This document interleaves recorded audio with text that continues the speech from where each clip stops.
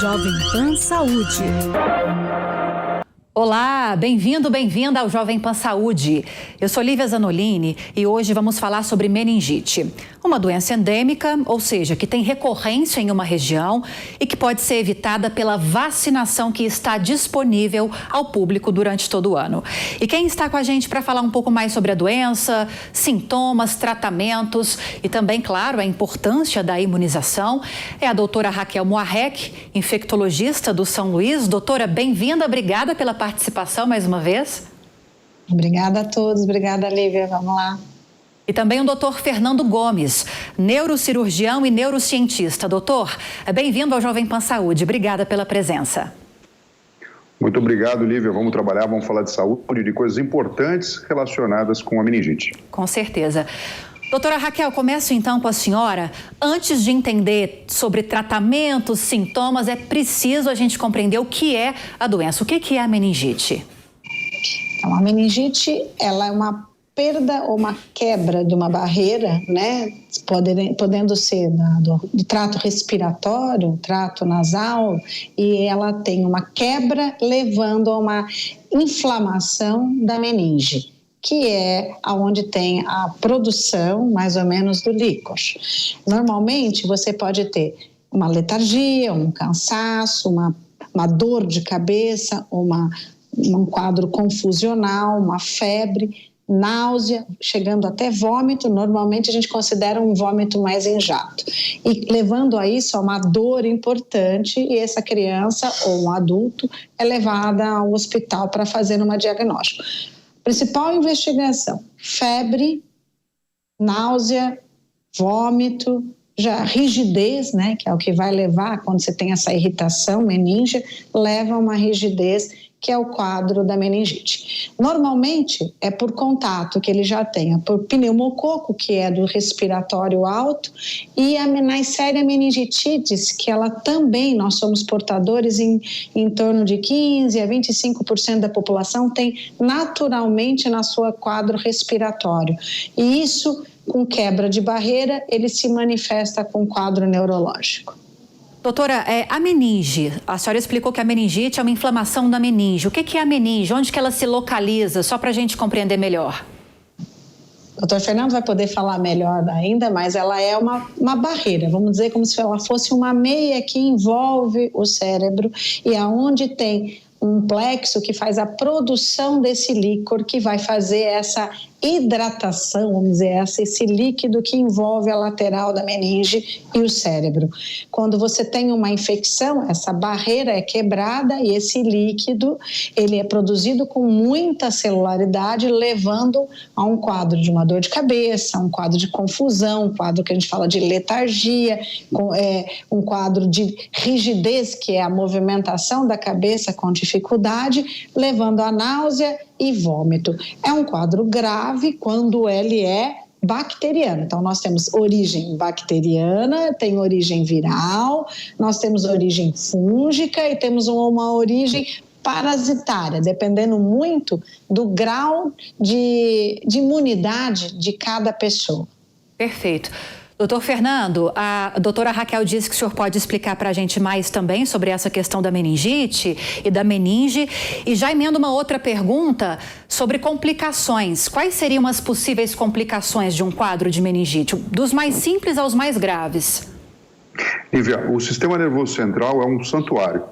E para fazer a sua proteção, a gente tem um estojo rígido e inelástico, que é caracterizado pela existência do crânio e da própria coluna vertebral, organizada nas suas vértebras, em toda a topografia, cervical, torácica, lombar e também na região sacral.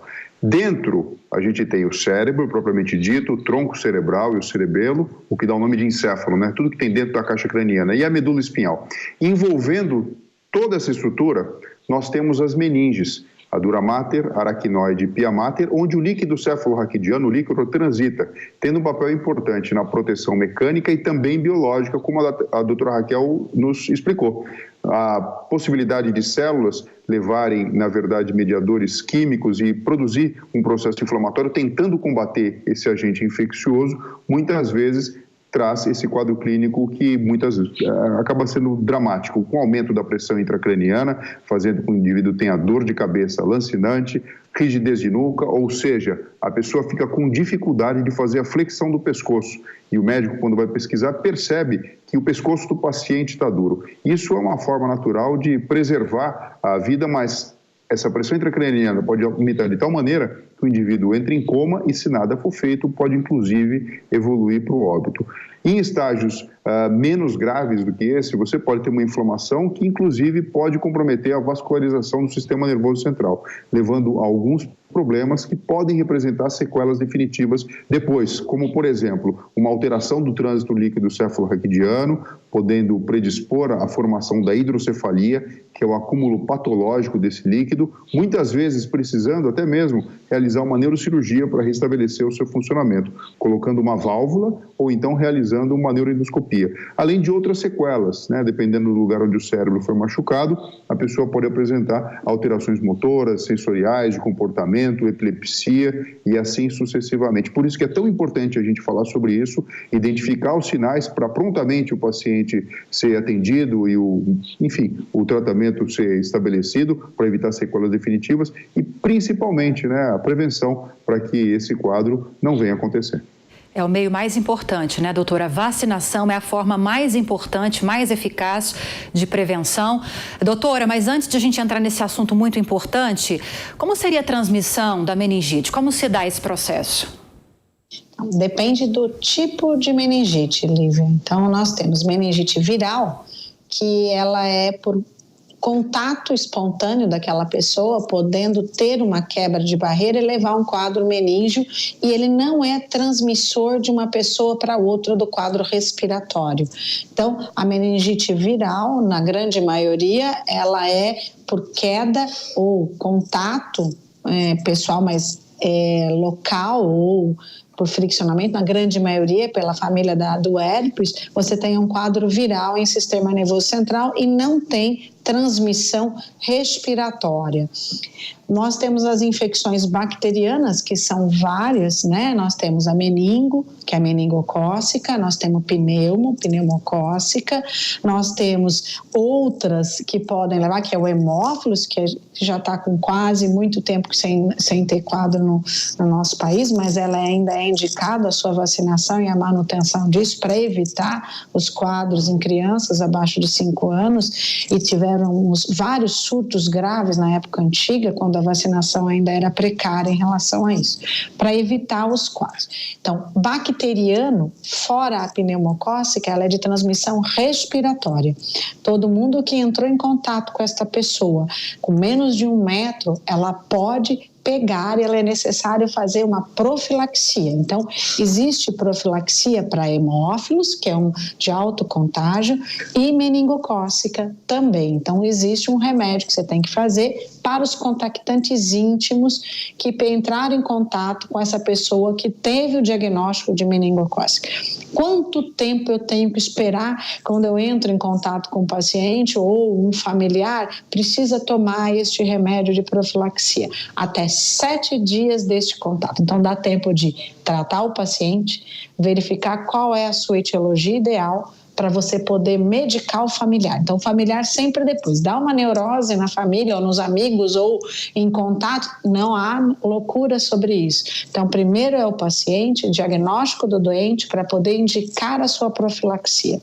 Quando você tem diagnóstico de hemófilos numa criança, na grande maioria, 99,9% em relação às crianças, as únicas exceções as pessoas que tiraram o básico, chama-se esplenectomias. Essas pessoas podem ter a doença de hemófilos em adulto, porque o órgão de defesa associado ao quadro, que é o baço, como foi tirado por algum acidente, por algum outro motivo cirúrgico, ela precisa também tomar essa vacina para evitar a doença do hemófilos, que é, na grande maioria, a meningite, né, e levando a quadros em pessoas adultas. Então, com criança com hemófilos, o familiar íntimo só se toma profilaxia. Então, Bacteriano de transmissão, hemófilos e meningo. Pneumo, que é uma meningite também grave, que dá alta sequela, não há necessidade de profilaxia familiar. Então, ela é apenas de gravidade e sequela para o paciente que está deitado e que a gente precisa ter o mais rápido diagnóstico para poder tratar e evitar o quadro grave da meningite, principalmente por pneumo. Agora, doutor Fernando, a doutora Raquel explicou muito bem para a gente que quando havia uma maior deficiência, havia uma deficiência de vacina, os surtos eram mais comuns. Qual o cenário que a gente tem hoje da meningite? A doutora explicou que alguns casos acontecem com mais frequência na infância, outros chega a atingir também mais adultos, mas de uma forma geral, qual o cenário que a gente tem hoje? A gente sabe o seguinte, se o sistema imunológico da população como um todo, ele está preparado para ter contato com esse agente etiológico e dessa maneira ele já tem uma memória, o processo inflamatório sequencial, ele acaba sendo muito menos lesivo do que se fosse uma infecção sem nenhum preparo, como anteriormente a gente via sem essas campanhas de vacinação.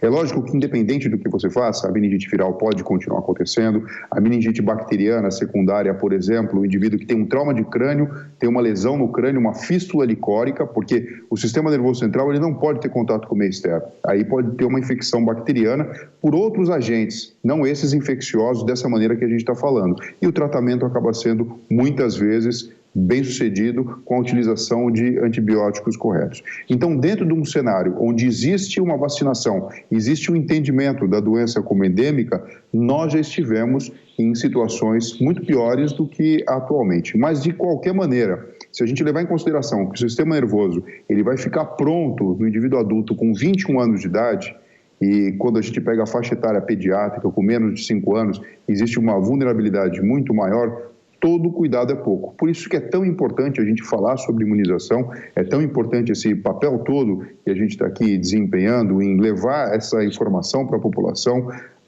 trazendo sempre, na verdade, a luz do conhecimento de que o sistema nervoso central é de fato um santuário e enriquecer o sistema imunológico com formas de combater ativamente qualquer agente etiológico faz parte do conceito atual de saúde. Então, já estivemos num cenário muito pior, mas é importante levar em consideração que a vacina trabalha a favor da população, evitando quadros dramáticos que muitas vezes a gente pode encontrar pessoas que poderiam ter uma vida plena e evoluíram para o óbito ou que tiveram sequelas muitas vezes irreversíveis de uma forma extremamente lamentável. Então vamos nos aprofundar nesse assunto imunização. Para quem está chegando agora, nós estamos conversando com a doutora Raquel Moarec, infectologista do São Luís, e também com o doutor Fernando Gomes, que é neurocirurgião e neurocientista. E o assunto hoje é muito sério, é meningite. Doutora Raquel, qual que é a importância, então, da vacinação? A gente está falando desde o início, que é a forma mais eficaz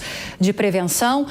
E um dado ruim, eu não tenho o percentual exato aqui, mas se a gente for olhar no geral, as campanhas de vacinação aqui no Brasil têm tido baixa cobertura, né, nos últimos anos.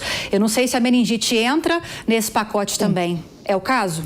Então, é o seguinte, a história das meningites, elas vêm por maior gravidade. Por exemplo, a meningocócica, nós já tivemos 3 grandes surtos desde a década de 70, com alta mortalidade e níveis de sequelas muito grandes. A vacinação mudou este cenário, levando à presença de surtos esporádicos, mas com alta resposta, com profilaxia e atendimento e o entendimento de toda a população e o entendimento médico sobre como atuar frente a cada tipo de meningite. Então, a vacinação de meningo é uma doença que depois, agora em 2020 mais ou menos, nós começamos a entrar com a vacinação de meningo quadrivalente. Antes era só a meningitec, que é meningo C.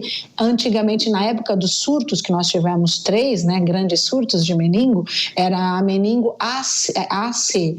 Então, se tomava a vacina, alta barreira populacional e com diminuição da transmissão desse meningococo na população, levando a uma estabilização dos quadros. Então, meningo é uma doença endêmica, ela vai e volta em pequenos surtos há muito e muito tempo. Quando cai a barreira vacinal, você volta a ter surtos localizados. Então, é sempre ou uma população, ou uma família, ou uma região como um todo, quando você tem queda vacinal. Agora, com a entrada da meningo quadrivalente de vacina, vai ajudar não só a meningo C, então quem tomou a meningo C vai poder tomar a meningo quadrivalente para que você tenha uma proteção a todas as outras doenças meningocócicas. Então, é o ideal que você faça um ajuste da sua carteira de vacinas para que você consiga ter uma resposta imunológica. Outra coisa importante, com todo caso familiar que tem um quadro de meningite, a gente sempre orienta, não só a profilaxia íntima daquele contactante íntimo, a vacinação de toda a família ou de todos os contactantes para que você readeque a vacinação. Então, isso já vai ajustando a diminuição progressiva da transmissão cruzada dos casos. Agora, doutor, o senhor estava explicando para a gente um pouco mais cedo que há complicações muito graves da meningite. Agora eu pergunto, quando se estabelece já uma lesão cerebral, seja por falta de vacina, e aí eu encaixo uma outra pergunta, quem está com todas as vacinas em dia, qual que é a chance de evoluir para um quadro como esse? Mas quando há essa situação, segunda pergunta, da lesão já estabelecida, tem como reverter a situação?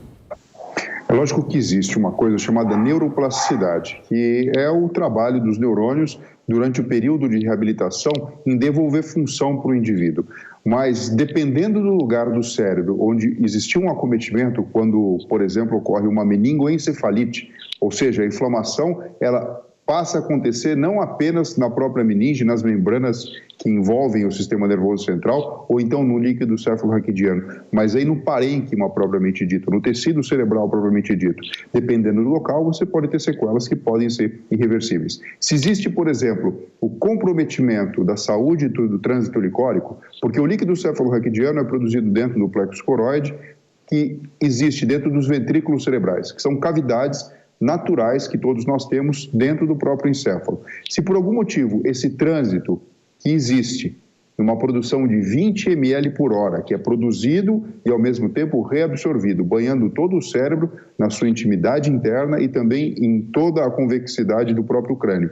Se existe um problema de bloqueio, você tem um acúmulo desse líquido e um problema que, na verdade, não teria motivo de existir, passa a figurar para esse paciente, que é a hidrocefalia. Hidrocefalia do grego significa água na cabeça, com aumento da pressão intracraniana, muitas vezes podendo levar o indivíduo a uma situação extremamente grave, distorcendo o próprio tecido cerebral e levando o paciente até mesmo a ter uma queda do nível sensório, evoluindo para o torpor e até mesmo coma. E se não for tratado rapidamente, e esse tratamento não é só o antibiótico ou anti-inflamatórios, por exemplo. Muitas vezes vai necessitar de uma intervenção cirúrgica, como, por exemplo, a colocação de um dreno que faz com que esse líquido que está represado dentro da caixa craniana possa ser exteriorizado. E durante todo o processo de tratamento e internação, muitas vezes em ambiente de terapia intensiva, é isso que precisa ser feito, você tem esse líquido sendo lavado para fora da caixa craniana, conforme os antibióticos vão atuando.